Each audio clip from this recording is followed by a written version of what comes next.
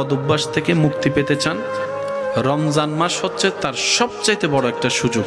সুবহানাল্লাহ। আপনি অন্য মাসে নিজেকে যতটুকু কন্ট্রোল করতে পারেন না, রাখতে পারবেন না, রমজান মাসে তার চাইতে বেশি পারবেন আপনি।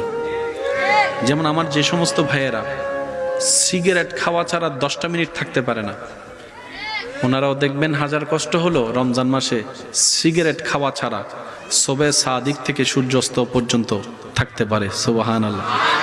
যদিও ইফতার খেজুর শরবত মুখে দিতে না দিতেই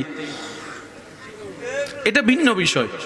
তা আমি বলবো আমার ভাই, আপনার পক্ষে যদি অসম্ভবই হতো তো দুপুর 2টা বাজে না খেয়েছিলেন কিভাবে, 3টা বাজে না খেয়েছিলেন কিভাবে?